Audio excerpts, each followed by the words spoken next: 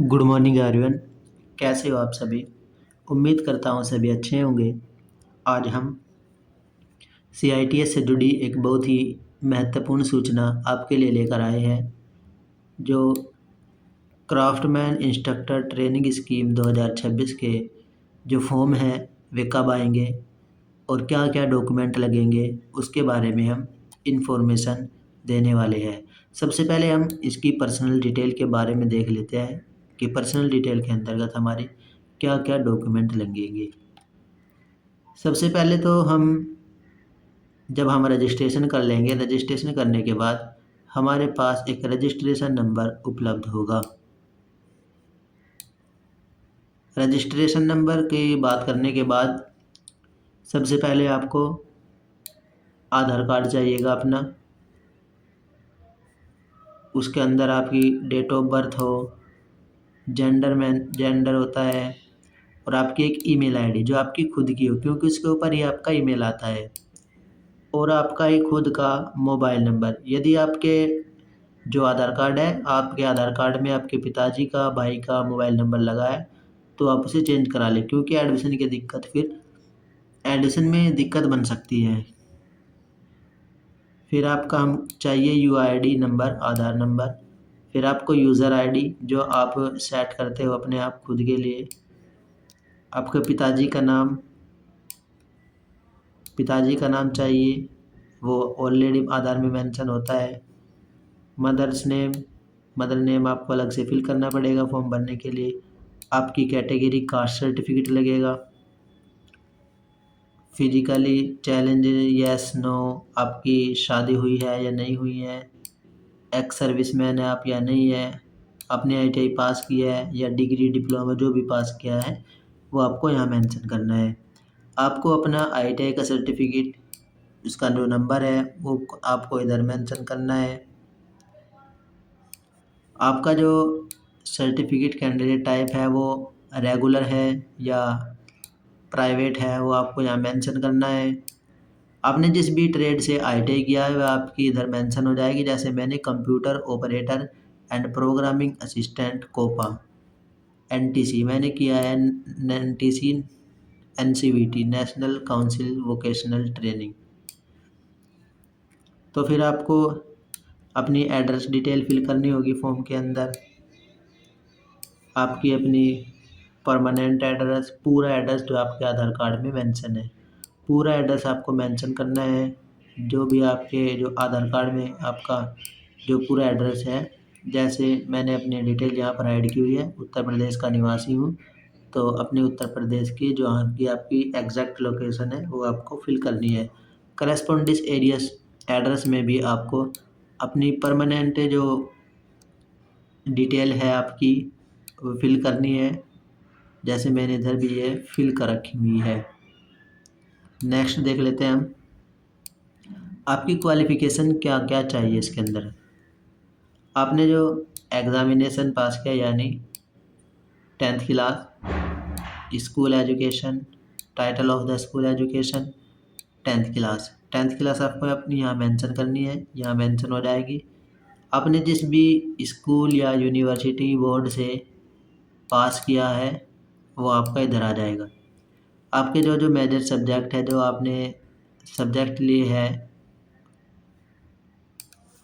वो आपके इधर आ जाएंगे। Hindi, English, math, mathematics, social science, drawing, ये सारे सब्जेक्ट आपके इधर आ जाएंगे। आपने किस साल अपनी 10th क्लास पास की है, 2021, वो इधर आ जाएगा। किस बोर्ड से की है, स्टेट बोर्ड से की है, सेंट्रल बोर्ड से की है, तो आपको इधर मेंशन हो जाएगा। आपके 10th क्लास में कितने नंबर आए हैं वो इधर मेंशन हो जाएगा। आपका 79.50 टोटल मार्क आपके कितने हैं, 100 में से आपके 79.50 मार्क्स आए हैं। अब देख लेते हैं हम आईटीआई क्वालिफिकेशन यानी टेक्निकल डिटेल के बारे में। टेक्निकल डिटेल के बारे में देखने से पहले मैं आपको एक बात बता दूं, यदि आपने हमारे चैनल APJCITS 2.5 को अभी तक सब्सक्राइब नहीं किया है तो आप हमारे चैनल APJCITS 2.5 को सब्सक्राइब कर ले, ताकि आने वाले वीडियो का नोटिफिकेशन आपको सबसे पहले मिल सके। तो वीडियो में आगे बढ़ते हैं। जो आपकी ITI है यानी टेक्निकल क्वालिफिकेशन, वो आपकी इंजीनियरिंग ट्रेड है या नॉन इंजीनियरिंग ट्रेड है, वो आपको यहाँ मेंशन दिखाई देगा।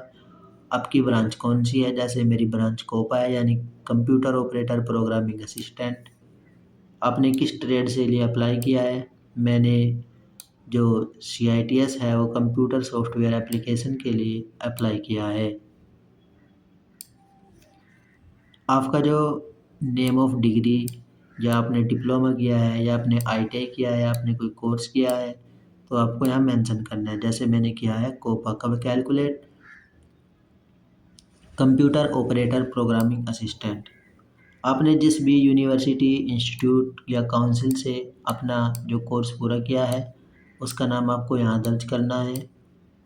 मैंने मुजफ्फरनगर से अपना जो कंप्लीट किया है कोपा ट्रेड का सर्टिफिकेट ITI वाला, और जो आपने जो जो जो पास आउट ईयर है वो आपको यहाँ मेंशन करना है 2024 जो भी आपका होगा।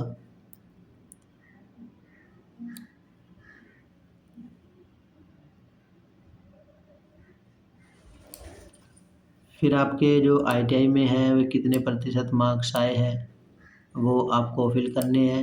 ये मेरे 86.16 नंबर आए थे। आपके कितने में से आए मार्क्स आए 86.16 में, आपको इधर मेंशन करने हैं 100 मार्क्स। आपका जो बोर्ड था वो कौन सा बोर्ड है, सेंट्रल बोर्ड था ITI का। तो फिर आपका जो जब आप फॉर्म फिल करते हो तो लास्ट में आपको एग्ज़ाम सेंटर को चूज़ करने का ऑप्शन मिलता है कि आप अपनी एग्ज़ाम सेंटर कहाँ देना चाहते हैं। आपका एग्ज़ाम ट्रेड, जिस भी ट्रेड से आपने फॉर्म फिलअप किया है, मैंने किया है कंप्यूटर सॉफ्टवेयर एप्लीकेशन CS से। किसी की मैकेनिकल ट्रेड हो सकती है, किसी की भी इलेक्ट्रिकल ट्रेड हो सकती है। सभी सभी कैंडिडेट की अलग अलग ट्रेड हो सकती है। आपको 3 एग्ज़ाम सेंटर डालने के लिए मिलेंगे।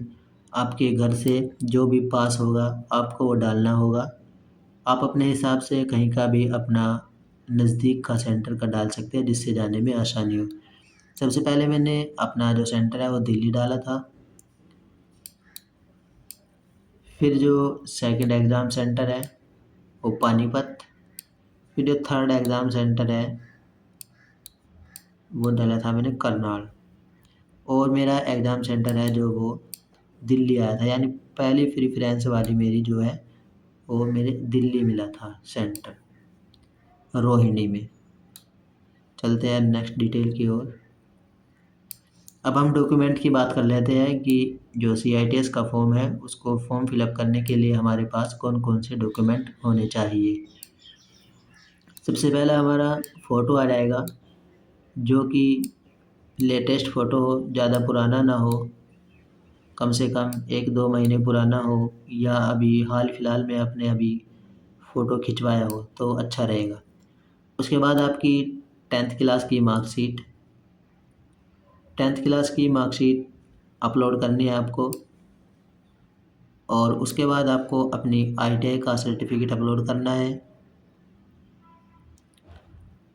ITI का सर्टिफिकेट अपलोड करेंगे और फिर आपको अपना जो कास्ट सर्टिफिकेट है सेंट्रल का होना चाहिए, स्टेट का नहीं, ध्यान दीजिएगा। जो आपका कम्युनिटी सर्टिफिकेट है वो सेंट्रल का होना चाहिए, सेंट्रल का ही चलेगा, स्टेट का नहीं चलेगा। क्योंकि जो NSTI है वो नेशनल स्किल ट्रेनिंग इंस्टीट्यूट है, यहाँ सेंट्रल लेवल का ही आपका कम्युनिटी सर्टिफिकेट चलेगा। ये हो गई हमारे डॉक्यूमेंट की बात। अब हम पेमेंट डिटेल देख लेते हैं। सबसे लास्ट में यहाँ पर आपका रजिस्ट्रेशन नंबर दिखाई देगा, फिर आपका रेफरेंस नंबर दिखाई देगा, डेट ऑफ पेमेंट दिखाई देगा, पेड अमाउंट आपने कितना पे किया है वो आपको यहाँ दिखाई देगा। 506 रुपये इसकी फ़ीस है, एग्ज़ाम जो फ़ीस है इसकी, और स्टेटस में आपको पेड दिखाई मिलेगा। यदि आपको किसी भी तरह की अन्य जानकारी चाहिए तो आप हमारे चैनल APJ CITS 2.5 को सब्सक्राइब कर सकते हैं, जिससे आने वाले वीडियो का नोटिफिकेशन आपको सबसे पहले मिल सके। और यदि आपको अपना फॉर्म फिल करने में कोई दिक्कत आ रही है या कोई परेशानी आ रही है तो मैं आपको एक नंबर बता रहा हूँ, आप उसके माध्यम से अपने डॉक्यूमेंट मेरे पास भेजकर फॉर्म भरवा सकते हैं। ओनली व्हाट्सअप कीजिएगा, ये जो नंबर है व्हाट्सअप ही चलता है इस पर।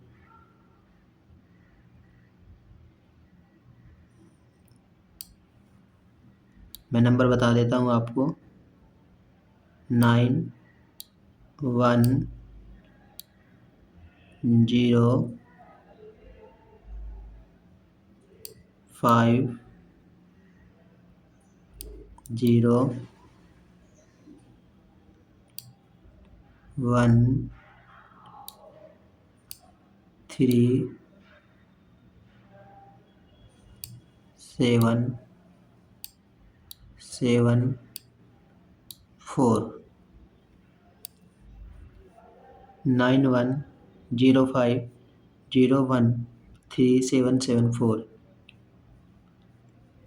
आप इस नंबर पर कांटेक्ट कर सकते हैं अपना फॉर्म भरने को लेकर। अगर आपको कोई दिक्कत परेशानी आ रही है या आप चाहते हैं कि मैं आपका फॉर्म भर दूं बिना कोई मिस्टेक के, तो आप हमारे चैनल APJCITS 2.5 के माध्यम से हमारे इस नंबर पर व्हाट्सएप कांटेक्ट कर सकते हैं और अपना फॉर्म भरवा सकते हैं। अन्य किसी भी तरह की CITS से रिलेटेड अपडेट पाने के लिए हमारे चैनल APJCITS 2.5 पर बने रहे। मिलते हैं नेक्स्ट वीडियो में, तब तक के लिए धन्यवाद। जय हिंद, जय भारत।